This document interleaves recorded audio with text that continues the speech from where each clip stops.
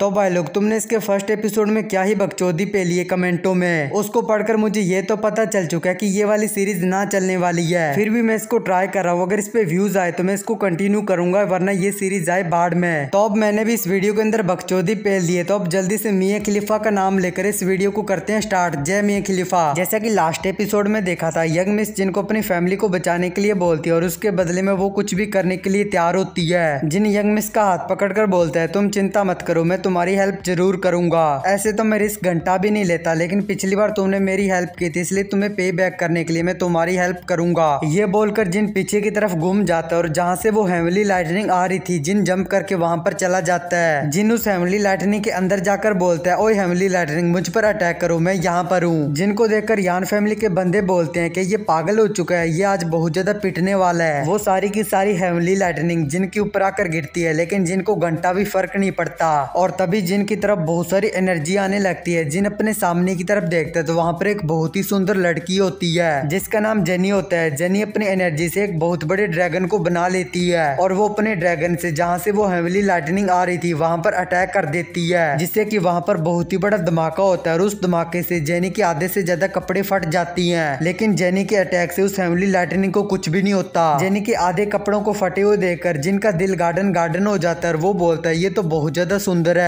जिन jenny के पास जाकर बोलता है, हेलो ब्यूटी, क्या हाल है, क्या तुम्हें हेल्प की जरूरत है। जिनको देखकर जेनी मन में सोचती है, आखिर ऐसे कैसे हो सकता है, इस बंदे को हेवनली लाइटनिंग से कुछ भी क्यों नहीं हो रहा है। अगर मुझे इस हेवनली लाइटनिंग से बचना है तो अब मेरे पास और कोई भी चॉइस नहीं है। ये बोलकर जेनी जिन के गले से लग जाती है और जिन से बोलती है, मुझे कसकर गले से लगा लो। और तभी उनकी तरफ बहुत सारी हेवनली लाइटनिंग आने लगती है। उसे देखकर जिन बोलता है, मुझे एक बार फिर से शिल्ड की तरह यूज किया जा रहा है। वो हेवनली लाइटनिंग सीधा जिन से आकर लगती है, लेकिन वो जिन के आर पार होकर सीधा जेनी से जाकर टकराती है और इससे जेनी दूर जाकर गिरती है। जिन जल्दी से जेनी के पास जाकर उसे पूछता है, क्या तुम ठीक हो। जेनी जिन से बोलती है, मुझे कसकर गले से लगा लो, मुझे जाने मत देना। ये सुनकर जिन खुश हो जाता है। वो बोलता है, पहली बार मुझे कोई लड़की ऑफर दे रही है कि मैं उसे कसकर गले लगा लूं। जिन जेनी से बोलता है, तुम चिंता मत करो, मैं जिन तुम्हें प्रोटेक्ट करूंगा। ये बोलकर जिन जेनी को अपनी गोद में उठा लेता है और वहां पर जितनी भी हेवनली लाइटनिंग होती है वो जिन के ऊपर गिरने लग जाती है। और फिर हम कुछ टाइम के बाद का सीन देखते हैं जहाँ पर वो हेवनली लाइटनिंग गिरना बंद हो जाती है। यान फैमिली के सभी लोग खुश हो जाते हैं। वो बोलते हैं, फाइनली ये हेवनली लाइटनिंग बंद हो गई, हम लोग बच गए। यंग मिस को जिन की चिंता हो रही होती है क्योंकि जिन वहां पर नहीं होता। और फिर हम किसी दूसरी जगह का सीन देखते हैं जहाँ पर आसमान से जिन और जेनी सीधा जमीन पर आकर गिरते हैं और वहां पर एक धमाका होता है। जिन जैसे जमीन पर आकर गिरता है तो वहां पर एक गड्ढा हो जाता है, जिनके ऊपर सीधा जेनी आकर गिरती है, जिससे जिनका पापड़ बन जाता है। जेनी जिन के ऊपर बैठे बैठे बोलती है, मेरे कपड़े तो पूरी तरह से फट चुके हैं। जिन चिल्ला के बोलता है, ब्यूटी, तुम ये बोलने से पहले क्या तुम प्लीज मेरे ऊपर से खड़ी हो सकती हो। ये सुनकर जेनी जल्दी से जिन के ऊपर से खड़ी हो जाती है। जिन खड़ा होकर जेनी से बोलता है, मुझे तुम्हें बचाने के लिए मुझ पर पता नहीं कितनी बार लाइटनिंग की स्ट्राइक हुई, लेकिन फिर भी तुमने मुझे एक बार भी थैंक यू नहीं बोला। ये बोलकर जिन जैसे अपने सामने की तरफ देखता है तो जिन के सामने जेनी खड़ी होती है, जिसके आधे से भी ज्यादा कपड़े फट गए होते हैं। ये देखकर जिन के नाक से खून निकलने लग जाता है। जेनी ब्लश करते हुए जिन से बोलती है, क्या तुम प्लीज मेरे लिए कुछ कपड़ों को ढूंढ सकती हो। जिन अपने नाक से खून को साफ करते हुए बोलता है, इस जंगल में मैं तुम्हारे लिए कपड़े कहाँ से लेकर आ सकता हूँ। जेनी कपड़ों के बारे में बोलती है, सीधा जिन के कपड़ों की तरफ देख रही होती है। ये देखकर जिन बोलता है, नहीं, मैं तुम्हें अपने कपड़े नहीं दे सकता, ये कपड़े तो मैंने पहन रखे हैं। और साथ ही जिन मन में सोच रहा होता, अगर इसने कपड़े पहन लिए तो मैं इसे और ज्यादा कैसे देख पाऊंगा।